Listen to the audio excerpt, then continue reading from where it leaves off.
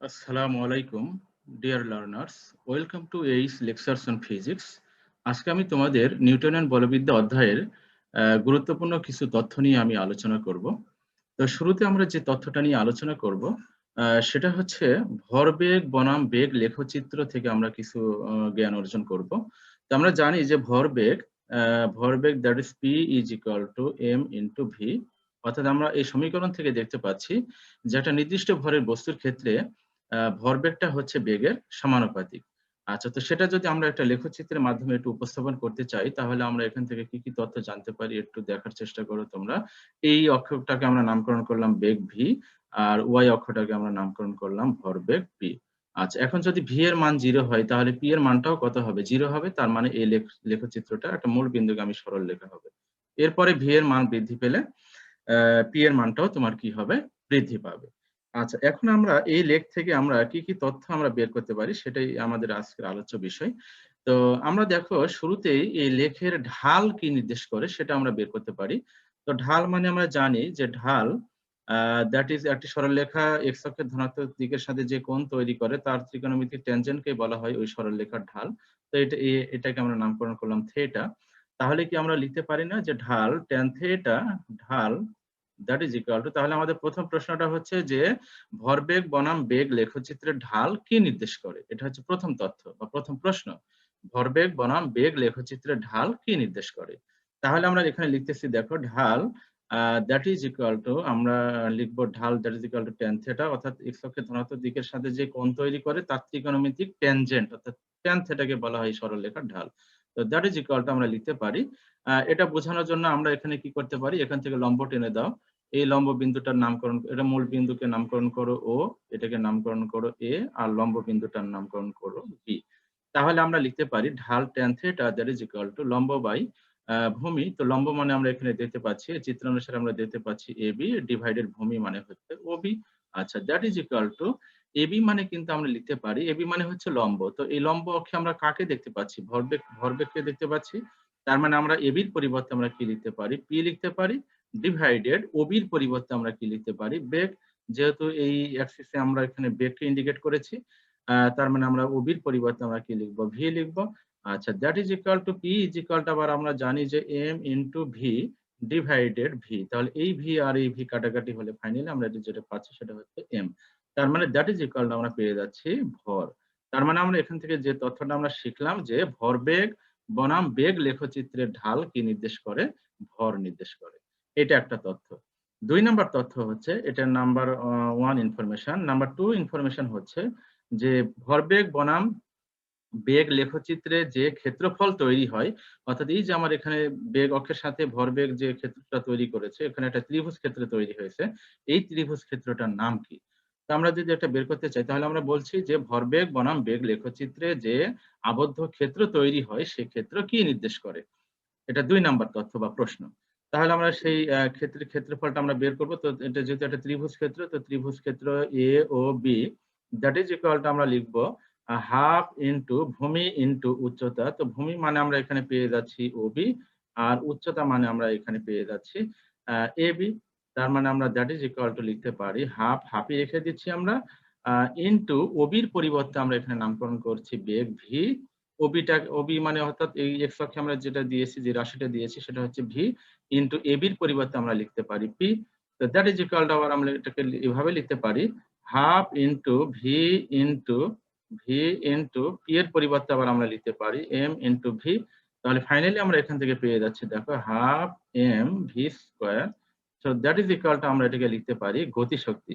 তার মানে আমরা এখান থেকে শিখলাম যে ভরবেগ বনাম বেগ লেখচিত্রে যে ক্ষেত্রফল তৈরি হয় বা রচিত হয় সেটা কি নির্দেশ করে? উত্তর হচ্ছে গতিশক্তি নির্দেশ করে। তাহলে আমরা ২ টা তথ্য আমরা এখান থেকে, গুরুত্বপূর্ণ তথ্য আমরা জানলাম। এগুলো এমসিকিউ পরীক্ষাতেও আসে, অনুধাবনমূলক প্রশ্ন হিসেবেও আসে, এবং বিভিন্ন বিশ্ববিদ্যালয় বা কম্পিটিটিভ পরীক্ষায় এই তথ্যগুলো থেকে প্রশ্ন করা হয় অনেক সময়। তাহলে আমরা এখান থেকে ২ টা তথ্য শিখলাম যে ভরবেগ বনাম বেগ লেখচিত্র কেমন হয় সেটা আমরা জানলাম। এটা একটা মূলবিন্দুগামী সরলরেখা হবে। এটা ২ নাম্বার এখান থেকে আমরা যেটা জানলাম যে ভরবেগ বনাম বেগ লেখচিত্রে যে ঢাল তা কি নির্দেশ করে? সেটা ভর নির্দেশ করে।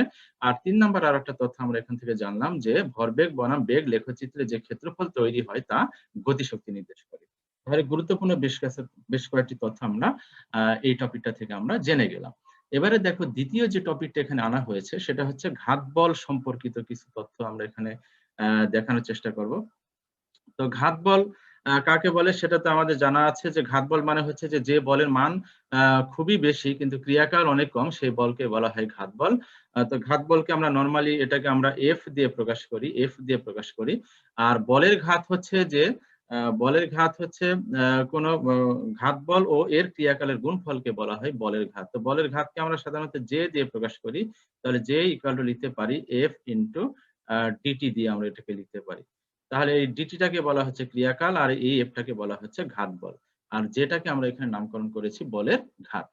তাহলে আমরা এখান থেকে কি তথ্য জানতে পারি এই ঘাত বল বা বলের ঘাত লেখচিত্র থেকে আমরা কি তথ্য জানতে পারি। তো প্রথম যে লেখচিত্রটা আমি এখানে ড্রয়িং করছি, প্রথম যে লেখটা আমি এখান থেকে ড্রয়িং করতে চাচ্ছি সেটা হচ্ছে ঘাত বল বনাম সময় লেখচিত্র। তো ঘাত বল বনাম সময় লেখচিত্র যদি আমি এখানে ড্রয়িং করি তাহলে এই লেখ থেকে আমরা কি তথ্য পেতে পারি। এটা হচ্ছে সময় বা ক্রিয়াকাল। আর এই অক্ষরটাকে আমরা নামকরণ করছি ঘাত বল, দ্যাট ইজ এফ। আচ্ছা, টি যদি 0 হয় তাহলে এখানে কোনো ঘাত বল থাকবে না, এটাও শূন্য হবে। তার মানে এটা একটা মূল বিন্দুগামী সরল লেখা হবে। আচ্ছা, এখন এই ঘাত বল বনাম সময় লেখচিত্রে যে ক্ষেত্রফল তৈরি হয় তা কি নির্দেশ করে, এটা 1 নাম্বার তথ্য। তাহলে এটা হচ্ছে এ, এটাকে নামকরণ করলাম বি, আর এটা হচ্ছে মূলবিন্দু 0। তো ঘাত বল বনাম সময় লেখচিত্রে এখানে যে ক্ষেত্রফলটা তৈরি হচ্ছে এই ক্ষেত্রফলটা কি নির্দেশ করে, এটা হচ্ছে প্রথম প্রশ্ন আমাদের। তাহলে আমরা এই ক্ষেত্রফলটা বের করতে পারি আমরা। ত্রিভুজ ক্ষেত্র, এটাও একটা ত্রিভুজ ক্ষেত্র তৈরি হচ্ছে। ত্রিভুজ ক্ষেত্র A O B that is equal to half into ভূমি। ভূমি মানে হচ্ছে ওবি। তো ওবি বলতে অ্যাকচুয়ালি ক্রিয়াকাল ইন্ডিকেট করা হচ্ছে এখানে, দ্যাট ইজ ডিটি আমরা লিখতে পারি বা শুধু টি দিতে পারে, কোনো সমস্যা নেই। যেহেতু ক্রিয়াকাল অনেক ক্ষুদ্র এই জন্য আমরা ডিটি দিয়ে প্রকাশ করছি। ইনটু হাফ ইনটু ভূমি। ভূমি মানে হচ্ছে ওবি তথা ডিটি, আর উচ্চতা মানে হচ্ছে এবি। তো এবি মানে আমরা এখানে কি লিখবো, ঘাত বল লিখবো। তাহলে দ্যাট ইজ ইকুয়াল টু আমরা লিখতে পারি এফ। আচ্ছা, এফ ইনটু ডিটি, এই এফ ইনটু ডিটিটাকে আমরা কি নামকরণ করতে পারি, বলের ঘাত নামকরণ করতে পারি। যেহেতু বলের ঘাত হচ্ছে ঘাত বল ও এর ক্রিয়াকালের গুণফলকে বলা হয় বলের ঘাত, সুতরাং আমরা এখানে নামকরণ করতে পারি। হাফ দ্বারা যদি এখানে এফ এর একটা মান থাকবে, ক্রিয়াকালের একটা মান থাকবে, তো সেটা ক্যালকুলেশন করলে একটা মান তৈরি হবে, তাই না? সেই মানকে যদি আবার 2 দ্বারা ভাগ করা হয় তার মানে আলটিমেট এখানে আবার আরেকটা কি তৈরি হবে, মান তৈরি হবে। তার মানে ফাইনালি আমরা এখান থেকে পেয়ে যাচ্ছি ঘাত বল বনাম সময় লেখচিত্রে যে ক্ষেত্রফল তৈরি হয় তাকে নির্দেশ করে, উত্তর হচ্ছে বলের ঘাত নির্দেশ করে।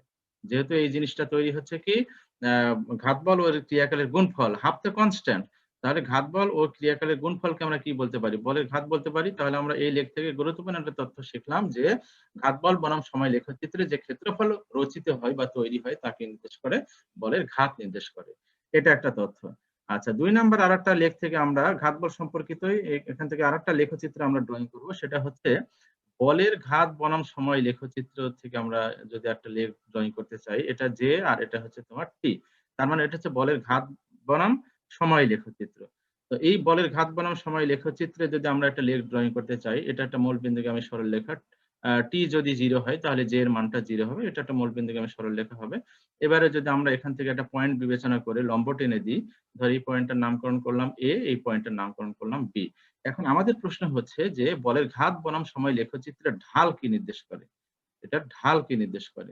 তাহলে আমরা 2 নাম্বার তথ্যটা এই লেখ থেকে আমরা বের করব। ঢাল দ্যাট ইজ ইকুয়াল টু আমরা লিখব ঢাল ইজ ইকুয়াল টু আমরা কি জানি tan থিটা। তো tan theta that is equal two কি লম্ব বাই ভূমি। তো লম্ব মানে কত আমাদের এখানে এবি ডিভাইডেড ভূমি মানে হচ্ছে ওবি। আচ্ছা, that is equal to AB মানে আমরা কি লিখব, এবি মানে হচ্ছে vertical axis that is J. J মানে হচ্ছে বলের ঘাত। তো তার মানে আমরা এখানে একবারে যদি এটা লিখতে চাই জে ডিভাইডেড ওবি মানে হচ্ছে ক্রিয়াকাল, দ্যাট ইজ আমরা এটাকে নামকরণ করতে পারি ডিটি, বা শুধু টি দিয়েও লেখা যাবে, কোনো সমস্যা নেই। আচ্ছা, এখন জে কে আমরা কিভাবে ডিফাইন করতে পারি, জে সমান কি লিখতে পারি, ঘাত বল ও এর ক্রিয়াকাল। তার মানে আমরা জে এর পরিবর্তে লিখতে পারি এফ ইনটু ডিটি ডিভাইডেড এখানে ডিটি আগে থেকে আমার এখানে একটা ডিটি আছে, তাহলে এই ডিটি আর এই ডিটি কাটাকাটি হয়ে ফাইনালি আমরা এখান থেকে পেয়ে যাচ্ছি F, that is equal two ঘাত বল। এটা কিন্তু নরমাল ফোর্স না, এটা হচ্ছে ঘাত বল। সকল বল, সকল ঘাত বল বল, কিন্তু সকল বল কিন্তু ঘাত বল নয়। ঘাত বলের বৈশিষ্ট্য হচ্ছে যে বলের মান খুব বেশি হতে হবে কিন্তু ক্রিয়াকাল অত্যন্ত ক্ষুদ্র হতে হবে। তাহলে আমরা এই লেখ থেকে আমরা যেটা জানলাম যে বলের ঘাত বনাম সময় লেখচিত্রে যে ক্ষেত্রফল যে ঢাল, বলের ঘাত বনাম সময় লেখচিত্রে যে ঢাল তাকে নির্দেশ করে, ঘাত বল নির্দেশ করে। তাহলে আমরা এখান থেকে দুইটা তথ্য জানলাম যে ঘাত বল বনাম সময় লেখচিত্রে যে ক্ষেত্রফল তৈরি হয় তাকে নির্দেশ করে, উত্তর হচ্ছে বলের ঘাত নির্দেশ করে। আর 2 নাম্বার বলের ঘাত বনাম সময় লেখচিত্র থেকে যে আরেকটা নতুন তথ্য আমরা জানলাম যে বলের ঘাত বনাম সময় লেখচিত্রে ঢালকে নির্দেশ করে, উত্তর হচ্ছে ঘাত বল নির্দেশ করে। That is very informative class. এগুলো একটু মনে রাখবে, তোমাদের বিভিন্ন পরীক্ষাতে এগুলো উপকারে আসবে। যদি তোমরা মনোযোগ সহকারে এই বিষয়গুলো বুঝতে পারো তাহলে তোমরা নিশ্চয়ই এখান থেকে অনেক জ্ঞান অর্জন করবে এবং সেই জ্ঞানগুলো তোমরা বিভিন্ন কম্পিটিটিভ পরীক্ষায় অ্যাপ্লাই করতে পারবে। আচ্ছা, 3 নাম্বার যে তথ্যটা আমি এখানে আনার চেষ্টা করেছি সেটা হচ্ছে স্থিতিস্থাপক ও অস্থিতিস্থাপক সংঘর্ষ কাকে বলে এবং এদের মধ্যে পার্থক্য কি কি হতে পারে। আচ্ছা, তো প্রথম যে বিষয়টা হচ্ছে যে স্থিতিস্থাপক সংঘর্ষের এবং অস্থিতিস্থাপক সংঘর্ষ কাকে বলে। সেটা হচ্ছে সংঘর্ষ হচ্ছে 2 প্রকার। একটা হচ্ছে স্থিতিস্থাপক সংঘর্ষ আর একটা হচ্ছে অস্থিতিস্থাপক সংঘর্ষ। তো এখন স্থিতিস্থাপক সংঘর্ষ, অস্থিতিস্থাপক সংঘর্ষে কাকে বলে সেটা যদি আমরা ডিফাইন করতে চাই তাহলে স্থিতিস্থাপক সংঘর্ষের ডেফিনিশনটা হলো যে সংঘর্ষে ভরবেগ ও গতিশক্তি উভয়ই সংরক্ষিত থাকে তাকেই বলা হয় স্থিতিস্থাপক সংঘর্ষ। তাহলে আমি কি বলছি যে সংঘর্ষে ভরবেগ ও গতিশক্তি উভয়ই সংরক্ষিত থাকে, 1 নাম্বার যে পার্থক্যটা চলে আসবে। স্থিতিস্থাপক সংঘর্ষের সংজ্ঞা দিলে একটা পার্থক্য হয়ে যাবে। তাহলে তাহলে আমরা এই টপিক থেকে যেটা বের করতে চাচ্ছি স্থিতিস্থাপক ও অস্থিতিস্থাপক সংঘর্ষের সংজ্ঞা আমরা বের করতে চাচ্ছি এবং সাথে সাথে স্থিতিস্থাপক ও অস্থিতিস্থাপক সংঘর্ষের পার্থক্য আমরা বের করতে চাচ্ছি। তার মানে জ্ঞানমূলক প্রশ্ন হতে পারে, অনুধাবনমূলক প্রশ্ন হতে পারে। তো প্রথমে যদি আমরা সংজ্ঞা বলি তাহলে সেটা একটা পার্থক্য হয়ে যাবে বা এবং সংজ্ঞাও হয়ে যাচ্ছে সাথে সাথে। তো স্থিতিস্থাপক সংঘর্ষের সংজ্ঞা হচ্ছে যে সংঘর্ষে ভরবেগ ও গতিশক্তি উভয়ই সংরক্ষিত থাকে তাকেই বলা হয় স্থিতিস্থাপক সংঘর্ষ। তার মানে স্থিতিস্থাপক সংঘর্ষের ক্ষেত্রে সংঘর্ষের আগের ভরবেগ পরের ভরবেগ সমান থাকবে এবং সংঘর্ষের আগের গতিশক্তি এবং পরের গতিশক্তি সমান থাকবে। আর অস্থিতিস্থাপক সংঘর্ষের ক্ষেত্রে এই সংঘর্ষের ক্ষেত্রে ভরবেগ সংরক্ষিত থাকে বাট গতিশক্তি সংরক্ষিত থাকে না। তার মানে স্থিতিস্থাপক সংঘর্ষের ক্ষেত্রে যে ব্যাপারটা দাঁড়াবে that is half M U one, এটা হচ্ছে প্রথম বস্তুর আদিবেগ, half M one U one square plus half M two U two square, that is equal to লিখতে পারি আমরা half M one V one square plus half M two V two square. তাহলে এই যে তোমার এই যে সমীকরণ, এই সমীকরণ আমাকে যেটা বলছে যে সংঘর্ষের আগের গতিশক্তি এবং পরের গতিশক্তি সমান, তাহলে এটাকে আমরা কি বলবো, স্থিতিস্থাপক সংঘর্ষ। আর অস্থিতিস্থাপক সংঘর্ষের ক্ষেত্রে এখানে ইকুয়াল টুর পরিবর্তে কি হবে, নট ইকুয়াল টু। কেননা অস্থিতিস্থাপক সংঘর্ষের ক্ষেত্রে এখানে আরো অনেকগুলো ঘটনা সংঘটিত হয় যেটা আমি পার্থক্যের মধ্যে বলে দিব।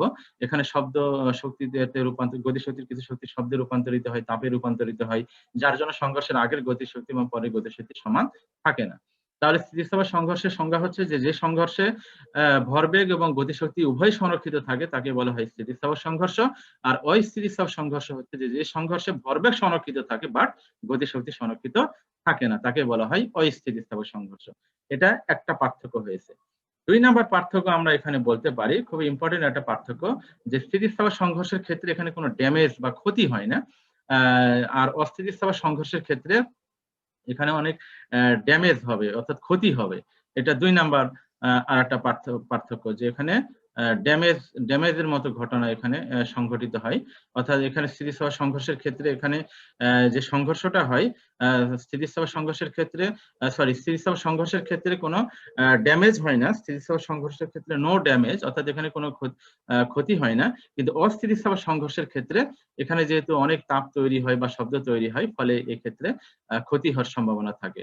তাহলে স্থিতিস্থাপক সংঘর্ষের ক্ষেত্রে নো ড্যামেজ আর অস্থিতিস্থাপক সংঘর্ষের ক্ষেত্রে ড্যামেজ হবে, অর্থাৎ এই স্থিতিস্থাপক সংঘর্ষের ক্ষেত্রে কোনো ক্ষতি হবে না, কিন্তু অস্থিতিস্থাপক সংঘর্ষের ক্ষেত্রে অনেক ক্ষতি হওয়ার সম্ভাবনা থাকে। এটা 2 নম্বর পার্থক্য। 3 নম্বর আর একটা পার্থক্য হচ্ছে যে স্থিতিস্থাপক সংঘর্ষের ক্ষেত্রে এখানে কোনো শব্দ শক্তি, তাপ শক্তি, আলোক শক্তি উৎপন্ন হয় না। তার মানে আমরা এখানে শক্তি দিয়ে যদি আমরা একটু বলতে চাই যে স্থিতিস্থাপক সংঘর্ষের ক্ষেত্রে এখানে কোনো শব্দ শক্তি বা তাপ শক্তি, ইভেন অনেক সময় আগুনও ধরে যেতে পারে, তাপ শক্তি বা আলোক শক্তি স্থিতিস্থাপক সংঘর্ষে উৎপন্ন হয় না। কিন্তু অস্থিতিস্থাপক সংঘর্ষের ক্ষেত্রে কিন্তু শব্দ শক্তি উৎপন্ন হয়, তাপ শক্তি উৎপন্ন হয়, ইভেন অনেক জোরে সংঘর্ষ হলে সেখানে আগুনও ধরে যেতে পারে, তার মানে আলোক শক্তি উৎপন্ন হতে পারে। তার মানে স্থিতিস্থাপক সংঘর্ষের ক্ষেত্রে কোনো শব্দ শক্তি উৎপন্ন হয় না, তাপ শক্তি উৎপন্ন হয় না বা আলোক শক্তি উৎপন্ন হয় না। বাট ওই স্থিতিস্থাপক সংঘর্ষের ক্ষেত্রে শব্দ শক্তি, তাপ শক্তি, এমনকি আলোক শক্তি উৎপন্ন হতে পারে। এই হচ্ছে তোমার স্থিতিস্থাপক ও অস্থিতিস্থাপক সংঘর্ষের মধ্যে পার্থক্য। এই ৩টা পার্থক্য লিখে দিলে তুমি ২ এর মধ্যে ২ পেয়ে যাবে। তো নিশ্চয়ই তোমরা বুঝতে পেরেছো। প্রথমে সংজ্ঞাটা দিয়ে দিবে। সেই সংজ্ঞা জ্ঞানমূলক প্রশ্ন হিসেবে আসতে পারে ১ মার্কের জন্য।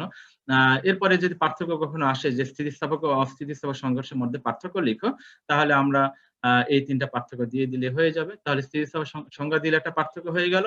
আর ড্যামেজের ক্ষেত্রে স্থিতিস্থাপক সংঘর্ষে কোনো ড্যামেজ হয় না, কিন্তু অস্থিতিস্থাপক সংঘর্ষে অনেক ড্যামেজ হতে পারে। আর এখানে শক্তির যে রূপান্তরের ব্যাপারটা স্থিতিস্থাপক সংঘর্ষে যেহেতু গতি সংঘর্ষের আগের গতিশক্তি পরের গতিশক্তি সেম থাকে, তার মানে এখানে কিন্তু শক্তির কোনো রূপান্তর হয় না। তার মানে এখানে স্থিতিস্থাপক সংঘর্ষের ক্ষেত্রে কোনো শব্দ শক্তি, তাপ শক্তি বা আলোক শক্তি উৎপন্ন হয় না, কিন্তু অস্থিতিস্থাপক সংঘর্ষের ক্ষেত্রে শব্দ শক্তি, তাপ শক্তি, এমনকি আলোক শক্তি উৎপন্ন হতে পারে। এই হচ্ছে তোমার স্থিতিস্থাপক ও অস্থিতিস্থাপক সংঘর্ষের মধ্যে পার্থক্য। আচ্ছা, এবারে ৪ নাম্বার যে তথ্যটা এখানে আনার চেষ্টা করা হয়েছে যে ভর ও জড়তার মধ্যে পার্থক্য কি? তো এটা ১ মার্কের জ্ঞানমূলক প্রশ্ন হিসেবে আসতে পারে এবং অনুধাবনমূলক প্রশ্ন হিসেবে আসতে পারে। তো ১ম যে আমরা যদি পার্থক্য হিসেবে বলি, তাহলে সংজ্ঞাটা এর মধ্যে চলে আসবে। তাহলে ১ নাম্বার যে পার্থক্য সেটা হচ্ছে সংজ্ঞাটা লিখলেই একটা পার্থক্য এখানে হয়ে যায়। সংজ্ঞা লিখলেই কিন্তু পার্থক্য ১ মার্কের মধ্যে ২ এর মধ্যে ১ পাওয়া যায়। তো সংজ্ঞা কি? ভর কি? ভর হচ্ছে কোন পদার্থের মোট আ পরিমাণকে কি বলা হয়? ভর অর্থাৎ কোন পদার্থের মধ্যে কোন বস্তুর মধ্যে পদার্থের মোট যে পরিমাণ, এই পরিমাণটাকে তোমার কি বলা হয়? ভর বলা হয়। তাহলে ভরের সংজ্ঞা হচ্ছে যে কোনো বস্তুর মধ্যে মোট পদার্থের পরিমাণকে কি বলা হয়? ভর বলা হয়। আর জড়তার ভ্রামকটা হচ্ছে যে কোনো বস্তুর ভর এবং ঘূর্ণন অক্ষ হতে এর লম্ব দূরত্বের বর্গের গুণফলকেই বলা হয় জড়তার ভ্রামক। তার মানে জড়তার ভ্রামককে নরমালি আমরা I দিয়ে প্রকাশ করি। তার মানে ওই বস্তুটার ভর যদি m হয় এবং ঘূর্ণন অক্ষ হতে এই বস্তুটার লম্ব দূরত্ব, ঘূর্ণন অক্ষ হতে লম্ব দূরত্ব যদি r হয়, তাহলে জড়তার ভ্রামকটাকে আমরা লিখতে পারি I = m × r²। তাহলে এটা একটা পার্থক্য। সংজ্ঞা বললে একটা পার্থক্য হয়ে গেল। তাহলে সংজ্ঞাটা কি? ভর হচ্ছে কোনো বস্তুর মধ্যে মোট পদার্থের পরিমাণকে বলা হয় ভর। আর জড়তার ভ্রামক হচ্ছে যে ওই বস্তুর ভর এবং ঘূর্ণন অক্ষ হতে ওই বস্তুর লম্ব দূরত্বের ঘূর্ণন অক্ষ হতে ওই বস্তুর মধ্যবর্তী লম্ব দূরত্বের বর্গের গুণফলকেই বলা হয় জড়তার ভ্রামক। এটা একটা পার্থক্য। ২ নাম্বার পার্থক্য তোমরা এভাবে বলতে পারো যে ভর হচ্ছে কোনো বস্তুর রৈখিক গতির পরিবর্তনে বাধা প্রদান করে বা রৈখিক গতির বাধা দেওয়ার যে ধর্ম বা প্রয়াস, সেটাই হচ্ছে ভর। আর জড়তার ভ্রামক হচ্ছে কোনো বস্তুর ঘূর্ণন গতির প্রবণতাকে সে কি করবে বা ঘূর্ণন গতির পরিবর্তন হতে সে কি করবে? বাধা দেবে। তাহলে ভর হচ্ছে রৈখিক গতির পরিবর্তনে বাধা প্রদান করে, আর জড়তার ভ্রামক হচ্ছে ঘূর্ণন গতির পরিবর্তনে বাধা প্রদান করে। এটা ২ নাম্বার পার্থক্য। ৩ নাম্বার পার্থক্য আমরা বলতে পারি যে ভরের একক হচ্ছে তোমার কেজি। এগুলো অতটা গুরুত্বপূর্ণ পার্থক্য না। ভরের একক হচ্ছে কেজি, আর জড়তার ভ্রামকের একক হচ্ছে এই যে m × r²। তার মানে জড়তার ভ্রামকের একক হচ্ছে কেজি মিটার স্কয়ার। এটা একটা পার্থক্য হতে পারে। আর মাত্রা দিয়ে পার্থক্য বললে ভরের মাত্রা হচ্ছে ক্যাপিটাল M, আর জড়তার ভ্রামকের মাত্রা হচ্ছে ক্যাপিটাল M × L²। যেহেতু m × r² হচ্ছে জড়তার ভ্রামক, তাহলে এই কয়টা পার্থক্য লিখলে কিন্তু আমরা মোটামুটি ২ এর মধ্যে ২ পেয়ে যাবো। আরেকটা গুরুত্বপূর্ণ পার্থক্য তোমরা লিখবে, সেটা হচ্ছে যে কোনো বস্তুর ভর হচ্ছে কনস্ট্যান্ট রাশি, ধ্রুব রাশি, বাট ওই বস্তুর জড়তার ভ্রামক কিন্তু ধ্রুব রাশি নয়। কেননা যেকোনো বস্তুর জড়তার ভ্রামক এটা ঘূর্ণন অক্ষের উপরে নির্ভর করে। অর্থাৎ ওই বস্তুটা যে অক্ষকে কেন্দ্র করে ঘূর্ণনশীল হবে, ঘূর্ণন অক্ষ হতে ওই বস্তুর যে মধ্যবর্তী যে লম্ব দূরত্ব, অর্থাৎ এই যে r এর যে মানটা, এই r এর মান যদি পরিবর্তন হয়, তাহলে জড়তার ভ্রামকও কি হবে? পরিবর্তন হবে। তার মানে জড়তার ভ্রামক ঘূর্ণন অক্ষের উপরে নির্ভর করে। এটা গুরুত্বপূর্ণ একটা পার্থক্য। তাহলে তোমরা প্রথমে সংজ্ঞা লিখবে যে ভর হচ্ছে কোনো পদার্থের মধ্যে মোট পদার্থের পরিমাণকে বলা হয় ভর। কোনো বস্তুর মধ্যে মোট পদার্থের পরিমাণকে বলা হয় ভর। আর জড়তার ভ্রামক হচ্ছে কোনো বস্তুর ভর এবং ঘূর্ণন অক্ষ হতে ওই বস্তুর মধ্যবর্তী লম্ব দূরত্বের গুণফলকে বলা হয় জড়তার ভ্রামক। এটা একটা পার্থক্য।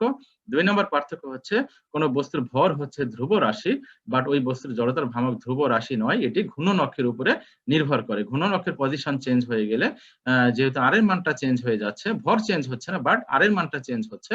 তো আর এর মান চেঞ্জ হওয়ার কারণে জড়তার ভ্রামক ওই বস্তুটার ওই অক্ষের সাপেক্ষে কি হবে? পরিবর্তন হবে। তার মানে জড়তার ভ্রামক কোনো একটা বস্তুর ক্ষেত্রে, নির্দিষ্ট একটা বস্তুর ক্ষেত্রে ঘূর্ণন অক্ষের উপরে নির্ভর করে। এটা গুরুত্বপূর্ণ পার্থক্য।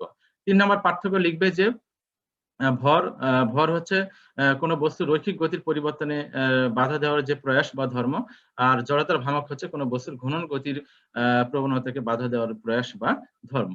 আর ৩ নাম্বার মাইনর একটা পার্থক্য হচ্ছে যে ভরের একক হচ্ছে কেজি, আর জড়তার ভ্রামকের একক হচ্ছে কেজি মিটার স্কয়ার। আর মাত্রা দিয়ে বললে এটা ভরের মাত্রা হচ্ছে এম, আর জড়তার ভ্রামকের মাত্রা হচ্ছে এম এল স্কয়ার। তো আমরা গুরুত্বপূর্ণ বেশ কয়েকটা তথ্য আমরা এখান থেকে শিখলাম। খুবই ইনফরমেটিভ ক্লাস, যে ভরবেগ বনাম বেগ লেখচিত্র থেকে আমরা কি কি তথ্য আমরা এখান থেকে শিখলাম। ঘাত বল, বলের ঘাত লেখচিত্র এখানে দুইটা লেখ থেকে আমরা কি কি তথ্য আমরা শিখেছি। স্থিতিস্থাপক অস্থিতিস্থাপক সংঘর্ষ কাকে বলে, এবং স্থিতিস্থাপক অস্থিতিস্থাপক সংঘর্ষের মধ্যে যে গুরুত্বপূর্ণ যে পার্থক্যগুলো হতে পারে সেই বিষয়গুলো নিয়ে আমি আলোচনা করেছি। আর লাস্টে আমরা যেটা আলোচনা করলাম, ভর ও জড়তার ভ্রামক কি জিনিস, কাকে বলে, এটা জ্ঞানমূলক প্রশ্ন হিসেবে আসতে পারে, আর পার্থক্য হিসেবে আসতে পারে অনুধাবনমূলক প্রশ্ন হিসেবে। আচ্ছা, এবারে আমরা গুরুত্বপূর্ণ একটি অঙ্কের দিকে আমরা এখানে যাচ্ছি। অঙ্কটা হচ্ছে খুব ইম্পর্টেন্ট অঙ্ক, এগুলো পরীক্ষায় আসে। অঙ্কটা হচ্ছে যে একটি অনুভূমিক রাস্তার উপর দিয়ে একটি গাড়ি 20 কিলোমিটার পার আওয়ার দ্রুতিতে 25 মিটার ব্যাসার্ধের বৃত্তাকার পথে নিরাপদে বাঁক নিতে চাইলে সর্বনিম্ন ঘর্ষণ গুণাঙ্ক কত হবে। অনুভূমিক রাস্তা, এটা রাস্তাটাকে কি বলা হচ্ছে, অনুভূমিক রাস্তা। একটি অনুভূমিক রাস্তার উপর দিয়ে একটি গাড়ি 20 কিলোমিটার পার আওয়ার দ্রুতিতে 25 মিটার ব্যাসার্ধের বৃত্তাকার পথে নিরাপদে বাঁক নিতে চাইলে সর্বনিম্ন ঘর্ষণ গুণাঙ্ক কত হবে। অনুভূমিক রাস্তার উপরে যদি সে বাঁক নিতে চায় তাহলে সেখানে ঘর্ষণ গুণাঙ্কটা কত হবে, সেই বিষয়টা তোমাকে এখানে বের করতে বলা হয়েছে। আচ্ছা, তো আমরা এখন এখানে দেখো, আমরা যদি একটু চিত্র ড্রয়িং করে তোমাদের একটু বোঝানোর চেষ্টা করি। ধরো আমরা, এটাই হচ্ছে সেই রাস্তা, বৃত্তাকার পথে যে রাস্তাটা অনুভূমিক রাস্তা। তো ধরো এখানে একটা গাড়ি আছে, ধরো এই গাড়িটা, এটা একটা গাড়ি। তো এই গাড়িটা যখন এই পথে বাঁক নেবে, ধর এই পথে যখন বাঁক নিতে যাবে, তখন এখানে কিন্তু আহ, আমরা জানি যে কোনো বস্তু যখন বৃত্তপথে ঘূর্ণনশীল হয় তখন এখানে একটা কেন্দ্র বিমুখী বল উৎপন্ন হয়। তো এই গাড়িটা যখন বাঁক নিতে যাবে তখন কিন্তু এখানে একটা কেন্দ্র বিমুখী বলের কারণে কিন্তু এই গাড়িটা ডান দিকে ছিটকে যাওয়ার চেষ্টা তো করবে, মানে পড়ে যাওয়ার সম্ভাবনা তৈরি হবে, ছিটকে যাবে। তো এখানে যে কেন্দ্র বিমুখী যে বলটা তৈরি হয় সেই বলটা হচ্ছে এম ভি স্কোয়ার ডিভাইডেড আর, এটা হচ্ছে কেন্দ্র বিমুখী বল। আর সাথে সাথে তোমার এখানে এইদিকে তোমার কি তৈরি হবে, একটা ঘর্ষণ বল তৈরি হবে। এখন প্রশ্ন হচ্ছে যে এই গাড়িটার যে ভর, ওজন, গাড়িটার ভর যদি এম হয় তাহলে ওজনটা কোন দিকে কাজ করবে, খাড়া নিচের দিকে কাজ করবে, এমজিটা নিচের দিকে কাজ করবে, আর প্রতিক্রিয়া বলটা উপরের দিকে থাকবে, এটা হচ্ছে প্রতিক্রিয়া বল আর। এখন প্রশ্ন হচ্ছে যে এখানে কিন্তু এমজি, কিন্তু এখানে ডানে বা বামে এমজির কোনো উপাংশ নয়, যেহেতু এমজি ডানের এই এটার সাথে 90 ডিগ্রি অ্যাঙ্গেল তৈরি করবে, ইভেন এইদিকে এই রেখার সাথে কত অ্যাঙ্গেল তৈরি করবে, 90 ডিগ্রি অ্যাঙ্গেল তৈরি করবে। তাহলে প্রশ্ন হচ্ছে যে এই যে কেন্দ্র বিমুখী বলকে কে নিষ্ক্রিয় করবে। এই কেন্দ্র বিমুখী বলকে যদি আমরা নিষ্ক্রিয় করতে না পারি তাহলে কিন্তু এখানে দুর্ঘটনা ঘটবে। তাহলে এই দুর্ঘটনা থেকে রক্ষা পাওয়ার জন্য আমাকে অবশ্যই কি করতে হবে, এখানে একটা কেন্দ্রমুখী বল তৈরি করতে হবে। যেহেতু আমরা জানি যে কোনো একটা বস্তু যখন বৃত্তপথে ঘূর্ণনশীল হয় তখন সেখানে অবশ্যই দুইটা বল কাজ করে, একটা হচ্ছে কেন্দ্রমুখী বল আর একটা কেন্দ্র বিমুখী বল। তার মানে আমার এই কেন্দ্র বিমুখী যে বলটা তৈরি হচ্ছে, যে বলের কারণে গাড়িটা ডানের দিকে ছিটকে পড়ে যাবে, তো সেই ছিটকে যাওয়ার হাত থেকে রক্ষা করার জন্য আমার বাম দিকে কি তৈরি করতে হবে, সমমানের একটা বল তৈরি করতে হবে, মিনিমাম ওই পরিমাণ বা তার চেয়ে বেশি বল হতে পারে। এখন প্রশ্ন হচ্ছে যে এখানে তো অন্য কোনো বল আর নাই, এটা যেহেতু আনুভূমিক রাস্তা, সমতল রাস্তা, সুতরাং এখানে আমরা তো ডানে বা বামে ওজনের কোনো উপাংশ দিতে পারছি না, কেননা ডানে বা বামের সাথে ওজনের উপাংশটা হবে এমজি কস 90 ডিগ্রি। তো এমজি যেহেতু 90 ডিগ্রি অ্যাঙ্গেল তৈরি করছে এটার দিকে, এটার সাথে এই রেখার সাথে ওজনটা, তাহলে দ্যাট ইজ ইকুয়াল টু কত হচ্ছে, 0 হচ্ছে। তাহলে প্রশ্ন হচ্ছে যে এই কেন্দ্র বিমুখী বলকে কে নিষ্ক্রিয় করবে বা যোগান দেবে। উত্তর হচ্ছে যে তোমার এই কেন্দ্র বিমুখী বলের কারণে গাড়িটা যখন ডান দিকে যাওয়ার প্রবণতা তৈরি হবে তখন এই রাস্তার সাথে চাকার মধ্যে একটা ঘর্ষণ বল তৈরি হবে, যেই ঘর্ষণ বলটা কাজ করবে ভিতরের দিকে। তার মানে আমরা এই ঘর্ষণ বলটাকে যদি আমরা নামকরণ করলাম ধরো এফ, তার মানে এই যে ঘর্ষণ বলটা তৈরি হচ্ছে মাটি এবং চাকার সাথে মাটি এবং চাকার সাথে যে ঘর্ষণ বলটা তৈরি হয়, এই ঘর্ষণ বলটাই তোমার কি করবে, বাহিরের দিকে যে কেন্দ্র বিমুখী বলটা তৈরি হচ্ছে এই কেন্দ্র বিমুখী বলটাকে নিষ্ক্রিয় করবে। তাহলে আমরা কি এখানে লিখতে পারি না যে, এখন প্রশ্ন হচ্ছে যে তোমার রাস্তাতে যে কোনো স্থানে তো ঘর্ষণ বলের একটা সর্বোচ্চ মান আছে, তাই না। এখন যদি কেন্দ্র বিমুখী বলের মানটা অনেক বড় হয়ে যায় তাহলে তো সেক্ষেত্রে ঘর্ষণ বল তার ওই কেন্দ্র বিমুখী বলকে নিষ্ক্রিয় করতে পারবে না। তার মানে অবশ্যই তোমার এই ঘর্ষণ বলের মানটা অবশ্যই কি হতে হবে, এই কেন্দ্র বিমুখী যে বলটা তার চেয়ে সর্বোচ্চ সমান হতে পারে বা তার চেয়ে মানে সর্বনিম্ন সমান হবে অথবা তার চেয়ে কি হতে হবে, বড় হতে হবে। তার মানে আমরা এখানে লিখছি, দেখো কন্ডিশনটা হচ্ছে ঘর্ষণ বল, দ্যাট ইজ ভেরি ইম্পর্টেন্ট, ঘর্ষণ বল that is greater than or equal to কেন্দ্র বিমুখী বল। তার মানে ঘর্ষণ বল যদি কেন্দ্র বিমুখী বলের সমান হয়, তাহলে এটা ঘর্ষণ বল কেন্দ্র বিমুখী বলকে নিষ্ক্রিয় করবে। আর যদি ঘর্ষণ বল কেন্দ্র বিমুখী বলের চেয়ে বেশি হয়, তাহলে বেশি হলেও সে বলটা কেন্দ্র বিমুখী বলকে নিষ্ক্রিয় করতে পারবে। কিন্তু ঘর্ষণ বলের চেয়ে যদি কেন্দ্র বিমুখী বলের মানটা বেশি হয়, তাহলে কেন্দ্র বিমুখী বলকে তো নিষ্ক্রিয় করার কেউ নাই এখানে, যেহেতু ঘর্ষণ বল ছোট। তাহলে সেক্ষেত্রে কি হবে, কেন্দ্রমুখী বলের অভাবে দুর্ঘটনা ঘটে যাবে, যেহেতু কেন্দ্র বিমুখী বলকে তুমি নিষ্ক্রিয় করতে পারছো না। এই জন্য ঘর্ষণ বলটা অবশ্যই সবসময় কি হবে, কেন্দ্র বিমুখী বলের সমান হবে অথবা তার চেয়ে বড় হতে হবে। তো ঘর্ষণ বলকে আমরা নামকরণ করলাম F, that is greater than or equal to, কেন্দ্র বিমুখী বলটাকে আমরা নামকরণ করলাম এফ সি। কেন্দ্রমুখী বল আর বিমুখী বলের মানটা হচ্ছে পরস্পর সমান। তো ঘর্ষণ বল আমরা জানি, ঘর্ষণ বল that is mu into R, ঘর্ষণ বল মিউ দ্যাট ইজ ইকুয়াল টু, আমরা জানি যে ঘর্ষণ বল ডিভাইডেড প্রতিক্রিয়া বল আর। ঠিক আছে, তাহলে এফ ইজ ইকুয়াল টু আমরা কি লিখতে পারি, mu into R. F is equal to আমরা এখান থেকে লিখতে পারি মিউ ইনটু আর। তার মানে ঘর্ষণ বল দ্যাট ইজ ইকুয়াল টু ঘর্ষণ গুণাঙ্ক ইনটু অভিলম্ব প্রতিক্রিয়া বল, that is greater than equal to কেন্দ্রমুখী বা বিমুখী বলে মান পরস্পর সমান, that is m V square divided R.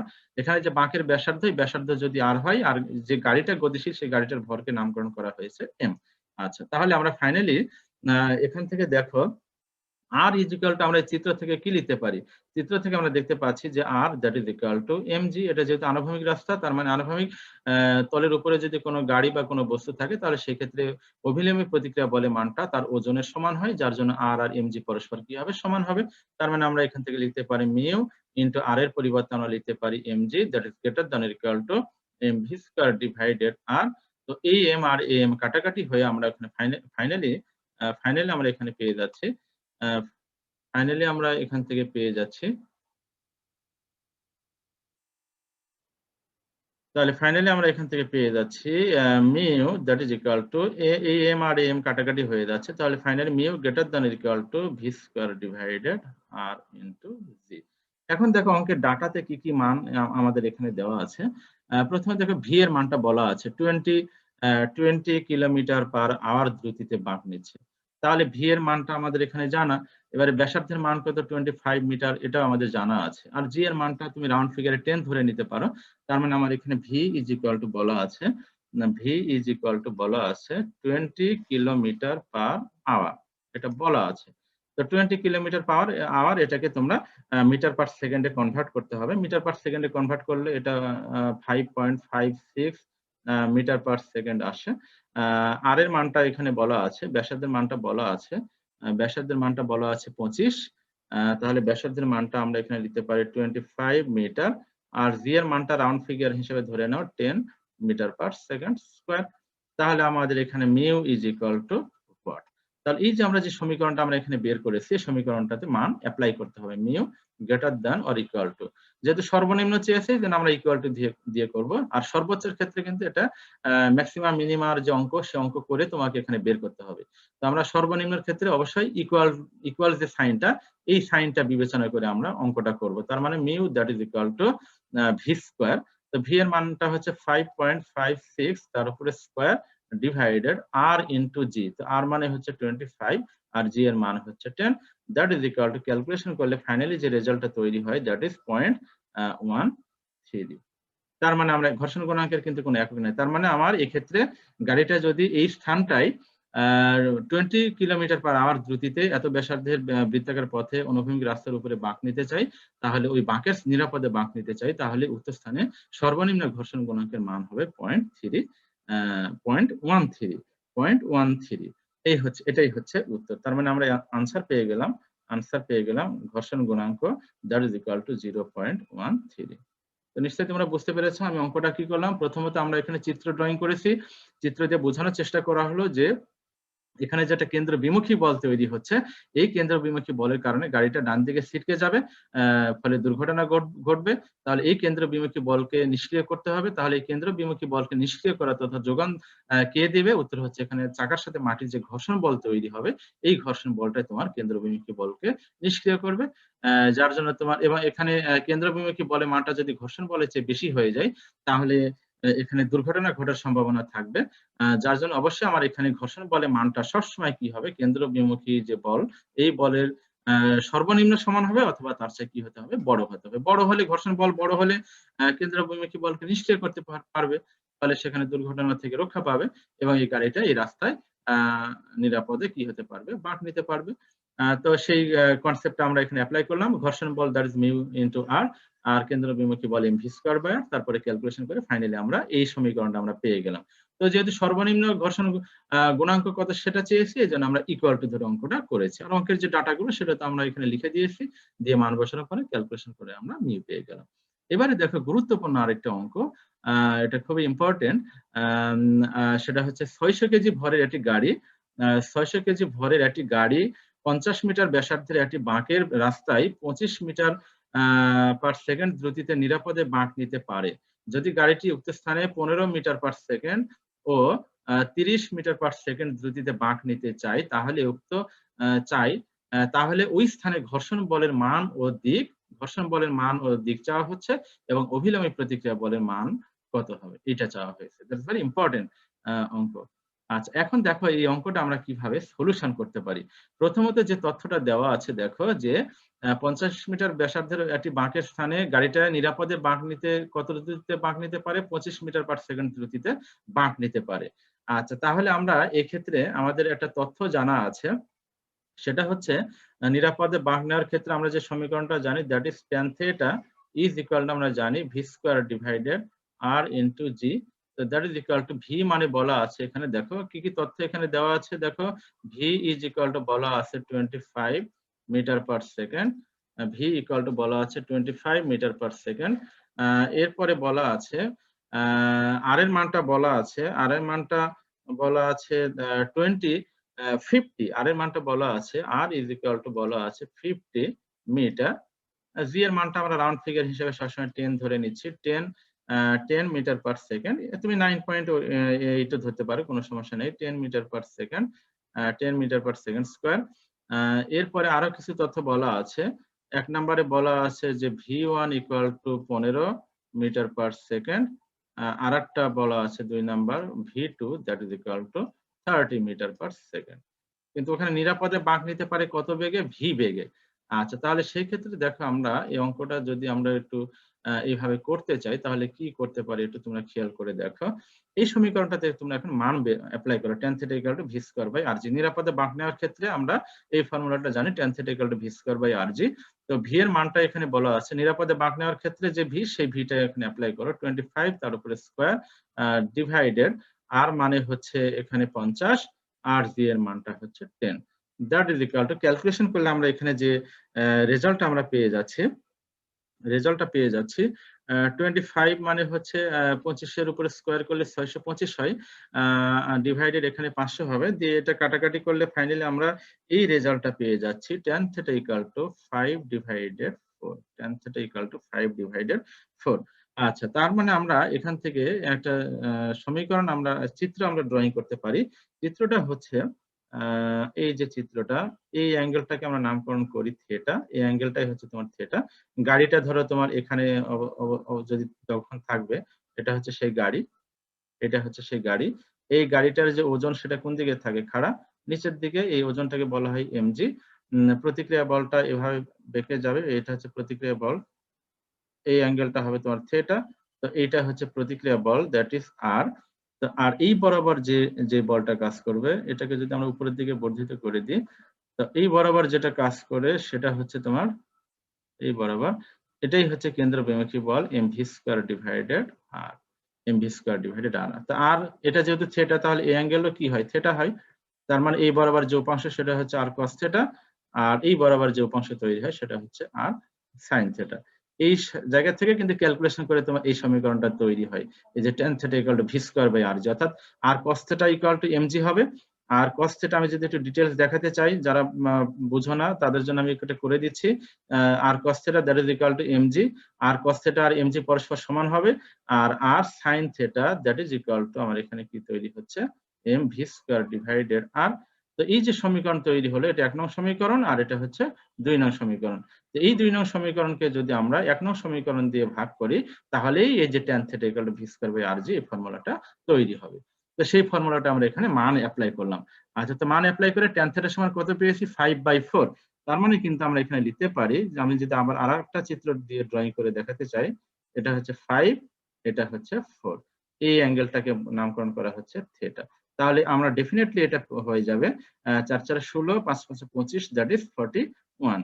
41 root করলে যেটা হবে সেই মানটা আমরা এখান থেকে পেয়ে যাব। আচ্ছা, এখন প্রশ্ন হচ্ছে যে এখানে নিরাপদে বাঁক নেওয়ার জন্য এই ব্যাংকিং কোণটা তৈরি করতে হবে, এবং সেক্ষেত্রে কত দ্রুতিতে সে বাঁক নিতে পারে? 25 মিটার পার সেকেন্ড দ্রুতিতে বাঁক নিতে পারে। কিন্তু এখানে বেগের মান দুইটা কন্ডিশন এখানে অ্যাপ্লাই করা হয়েছে, যে উক্ত স্থানে গাড়িটা যদি V equal to 15 metre per second দ্রুতিতে বাঁক নিতে চায়, অথবা 30 মিটার পার সেকেন্ড দ্রুতিতে বাঁক নিতে চাই, তাহলে ওই স্থানে ঘর্ষণ বলের মান ও দিক এবং অভিলম্বী প্রতিক্রিয়া বলের মান কত সেটা চাওয়া হয়েছে। আচ্ছা, এখন এটা বের করার জন্য দেখো আমরা এখন আলাদা আরেকটা চিত্র ড্রয়িং করি। সেই চিত্রটা আমি একটু এখানে বোঝানোর চেষ্টা করছি। চিত্রটা ভালো করে বুঝতে হবে, চিত্র বুঝলেই অঙ্কটা হয়ে যাবে। তো ধরো আমরা এই চিত্রটা ড্রয়িং করছি।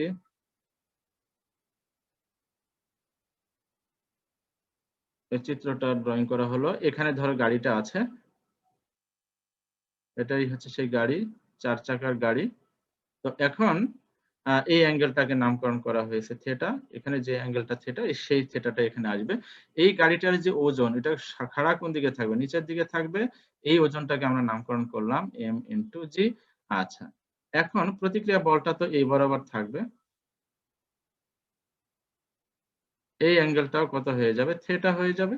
তার মানে আমার এই বরাবর তৈরি হচ্ছে mg cos θ উপাংশ তৈরি হচ্ছে, আর এই বরাবর যে উপাংশ তৈরি হবে তল বরাবর ওজনের, দ্যাট ইজ mg sin θ। নিশ্চয়ই তোমরা বুঝতে পেরেছো, আমরা ওজনকে উপাংশে ভাগ করে নিলাম, আর এটা হচ্ছে প্রতিক্রিয়া বল, দ্যাট ইজ r। আচ্ছা, আমরা যদি এই ওজনের ক্রিয়া রেখাটাকে উপরের দিকে বর্ধিত করে দিই, এই দিকে যদি বর্ধিত করা হয়, তাহলে এটা যেহেতু থিটা, তাহলে বিপ্রতীপ অ্যাঙ্গেল এটাও কি হয়ে যাবে? থিটা হবে। ঠিক আছে, এটাও থিটা হবে। আচ্ছা, এখন আমরা যদি এই বরাবর একটা রেখা টেনে দিই, এই বরাবর যদি রেখা টানা হয়, তাহলে এই বরাবর কেন্দ্রবিমুখী বল কাজ করছে কিন্তু, that is mv square divided r। ঠিক আছে, তাহলে r এর এই বরাবর একটা উপাংশ তৈরি হচ্ছে r cos θ, অভিলম্ব প্রতিক্রিয়া বল যেহেতু এই অ্যাঙ্গেলটা থিটা, তাহলে r এটার সাথে থিটা অ্যাঙ্গেল তৈরি করেছে, তার মানে এই বরাবর উপাংশ হবে r cos θ, আর এই বরাবর যে উপাংশ তৈরি হবে দ্যাট ইজ r sin θ। তাহলে আমরা ওজনকে দুইটা উপাংশে ভাগ করলাম, আর প্রতিক্রিয়া বল যেটা r সেটাকে আমরা দুইটা উপাংশে ভাগ করলাম, একটা r cos θ আর একটা হচ্ছে r sin θ। আচ্ছা, এখন এখানে যেহেতু নিরাপদে বাঁক নেওয়ার জন্য আমার এখানে থিটার মান কিন্তু ওটাই আছে, থিটা কিন্তু কোনো পরিবর্তন হচ্ছে না, কিন্তু বেগের মান কিন্তু তুমি বৃদ্ধি করেছো। বেগের মানটা কিভাবে বৃদ্ধি করেছো? বেগের মানটা তুমি বৃদ্ধি করেছো, আমি যদি একটা আলাদা কালারের নিয়ে একটু দেখাতে চাই, বেগের মানটা কিন্তু তুমি করেছো যে v1 লেস দ্যান, নিরাপদে বাঁক নেওয়ার জন্য যে বেগ v তার চেয়ে কম হয়েছে। তো v এর মান যেহেতু কমে গেল, তাহলে ভি এর, এটা কিন্তু আগে ছিল 25 নিরাপদে বাঁক নেওয়ার জন্য, কিন্তু এখন কিন্তু ভি এর মানটা হয়ে গেছে কত? 15।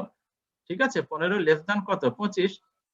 আচ্ছা, তাহলে সেক্ষেত্রে কি হবে? কেন্দ্র বিমুখী বলে মানটা কমে যাবে না? কেন্দ্র বিমুখী বলে মান যদি কমে যায়, তাহলে সেই ক্ষেত্রে এই যে ওজন যেটা আছে mg sin θ, এর কারণে কিন্তু গাড়িটা নিচের দিকে স্লিপ করবে, পিছলিয়ে পড়ে যাবে নিচের দিকে।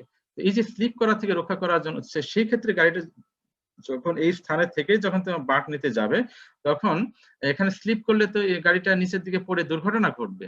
তো সেই ক্ষেত্রে কি হবে, যে এই চাকার সাথে মাটির যে একটা ঘর্ষণ বল, এই ঘর্ষণ বলটা কিন্তু কাজ করবে। স্লিপের কারণে এটা নিচের দিকে পড়ে যাওয়ার প্রবণতা তৈরি হবে, ওই মুহূর্তে কিন্তু ঘর্ষণ বলটা তোমার উপরের দিকে কাজ করবে, দ্যাট ইজ ঘর্ষণ বল। এই বলটাকে আমরা নামকরণ করলাম এফ। এই এফটাকে আমরা কি নামকরণ করছি? ঘর্ষণ বল। তার মানে আমার যখন নিরাপদে বাঁক নেওয়ার জন্য যে বেগ, সেই বেগের চেয়ে যদি তোমার ওই স্থানে যদি অন্য কোনো বেগে বাঁক নিতে চাও, সেই বেগের মানটা যদি নিরাপদে বাঁক নেওয়ার জন্য যে বেগ তার চেয়ে কম হয়, তাহলে গাড়ি পিছলিয়ে নিচের দিকে পড়ে যাওয়ার প্রবণতা তৈরি হবে। সেই ক্ষেত্রে কিন্তু ঘর্ষণ বলটা কোন দিকে কাজ করবে? উপরের দিকে কাজ করবে। এই ঘর্ষণ বলটা উপরের দিকে কাজ করে গাড়িটাকে ওই স্থানে থেকে বাঁক নিতে সহায়তা করবে। তার এই ঘর্ষণ বলটা কিন্তু এইদিকে কাজ করছে।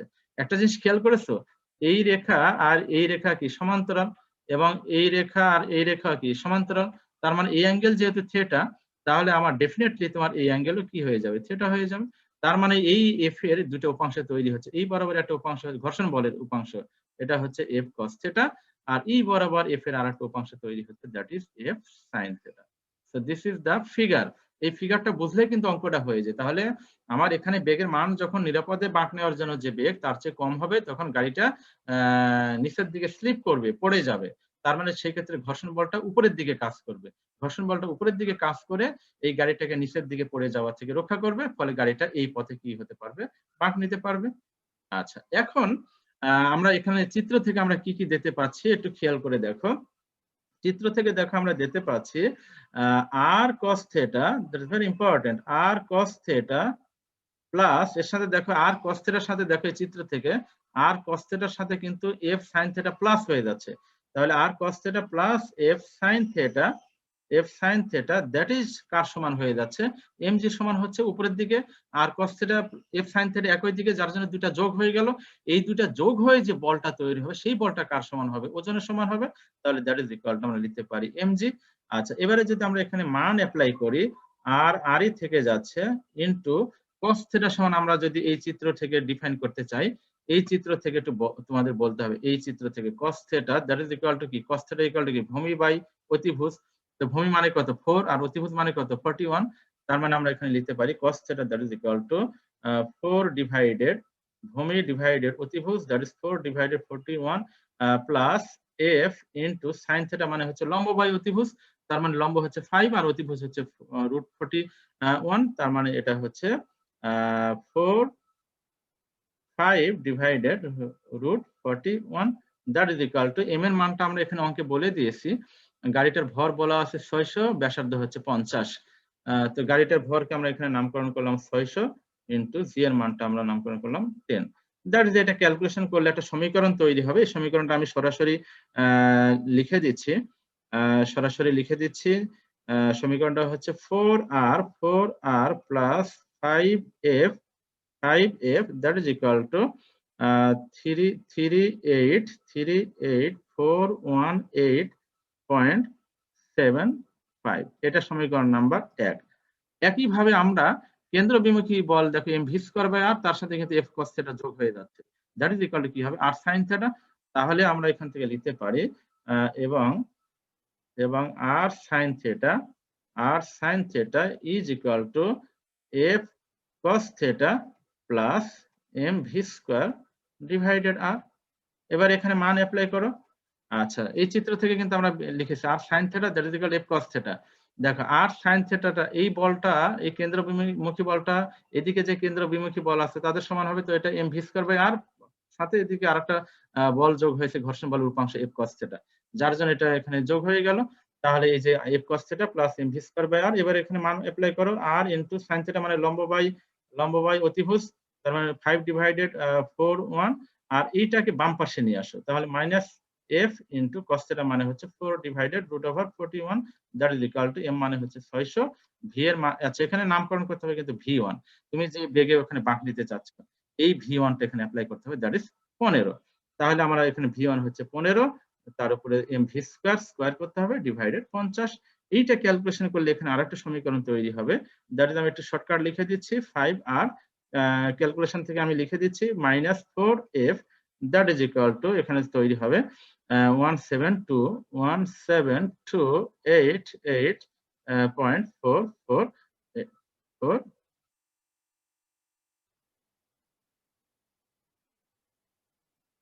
আচ্ছা, 444, দুইটা 4 এখানে আসবে, এটা সমীকরণ নাম্বার 2।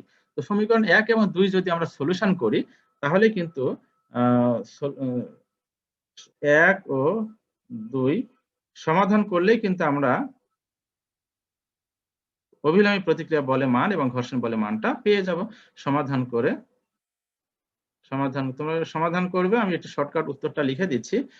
আর এর এখানে যে মানটা তৈরি হবে দ্যাট ইজ 5.856 এই দুইটা সমীকরণ সমাধান করবে প্রতিস্থাপন, অপনয়ন, বজ্রগণন নির্ণয় যে কোনো পদ্ধতিতে।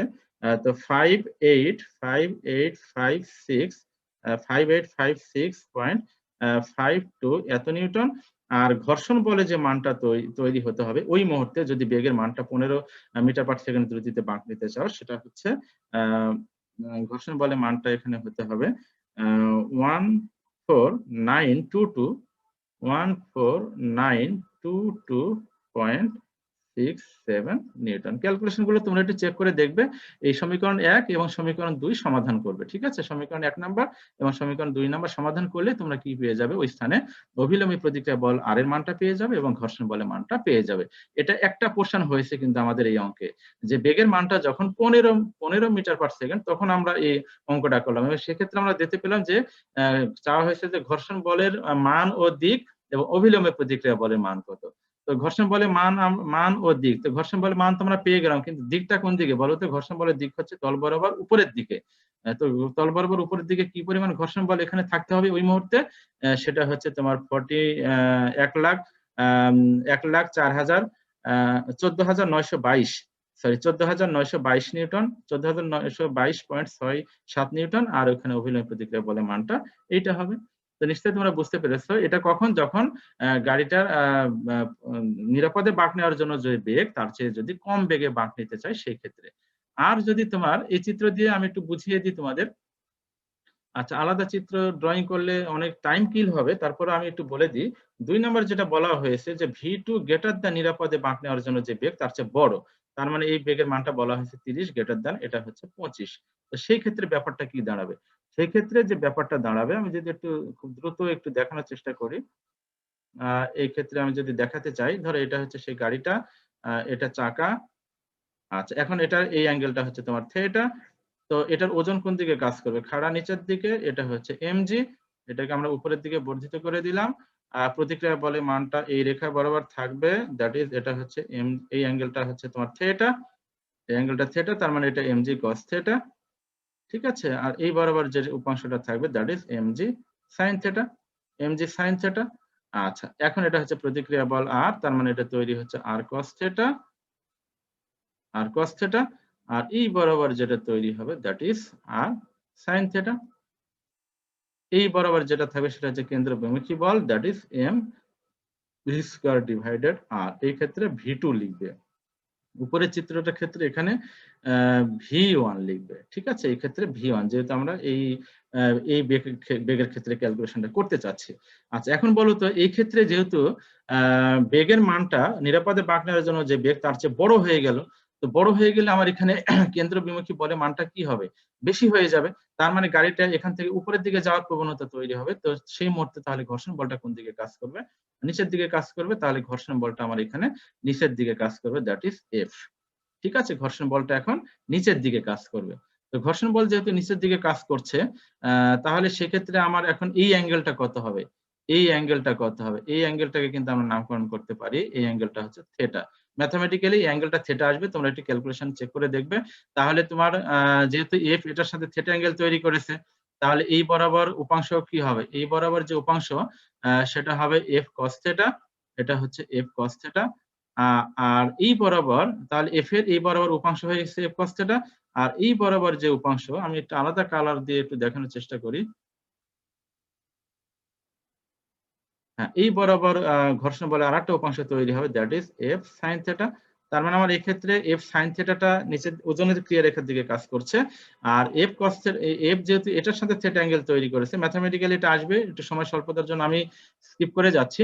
তাহলে যেহেতু তোমার এই এফটা এটার সাথে থিটা অ্যাঙ্গেল তৈরি করেছে, তাহলে সেই ক্ষেত্রে এই বরাবর এফ কস থিটা আর এই বরাবর এফ সাইন থিটা।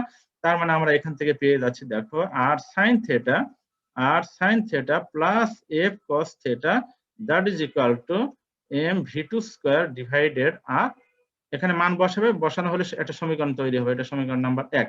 আর একইভাবে আর cos থিটা কার সমান হয়ে যাচ্ছে? mg।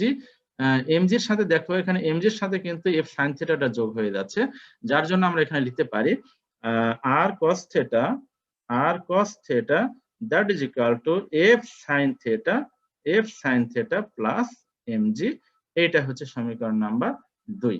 তো এই দুইটা সমীকরণ যদি তুমি সমাধান করো, এই দুটো সমীকরণ সমাধান করলে তোমরা কি পেয়ে যাবে, এটার যে রেজাল্ট, এই রেজাল্টটা তোমরা পেয়ে যাবে। অর্থাৎ তোমার এখানে মূল যে ব্যাপারটা, এই চিত্রটা তুমি বুঝতে পেরেছো কিনা, যে এখন নিরাপদে বাঁক নেওয়ার জন্য যে বেগ, এই বেগের মানটা যদি ওই জায়গায় তুমি যে বাঁক নিবা সেই বেগের চেয়ে যদি বেশি হয়, যেমন 30 মিটার পার সেকেন্ড বেগ ওখানে বাঁক নিতে চাও, তাহলে সেক্ষেত্রে তো আমার এখানে কেন্দ্র বিমুখী বলে মানটা অনেক বেশি হয়ে যাবে, তাই না? এখানে আগে ছিল 25 কিন্তু এখন করে দিয়েছে 30। এম এবং আর কনস্ট্যান্ট, তো বেগের মান বেশি করলে এই বলের মানটা কি হবে, বেশি হবে। ফলে এখানে গাড়িটা উপরের দিকে যাওয়ার একটা প্রবণতা তৈরি হবে। তো গাড়িটা যখনই উপরের দিকে যাওয়ার প্রবণতা তৈরি হবে, তাহলে ঘর্ষণ বল কোন দিকে কাজ করবে, গতির বিপরীত দিকে কাজ করবে। তার মানে ঘর্ষণ বলটা নিচের দিকে কাজ করবে। এই যে ঘর্ষণ বলটা নিচের দিকে কাজ করেছে, এই ঘর্ষণ বলটাকে আমরা নামকরণ করেছি এফ। ঘর্ষণ বলটাই হচ্ছে এফ। তো এই এফটা এটার সাথে কত অ্যাঙ্গেল তৈরি করেছে, থিটা। তাহলে তোমার এই এফ এর দুটো অংশ তৈরি হচ্ছে এই বরাবর এফ কস থিটা, আর এই বরাবর ওজনের ক্রিয়া রেখা বরাবর এফ সাইন থিটা। এবারে আমরা চিত্র অনুসারে আমরা দেখতে পাচ্ছি যে আমরা দুইটা সমীকরণ পেয়ে যাচ্ছি।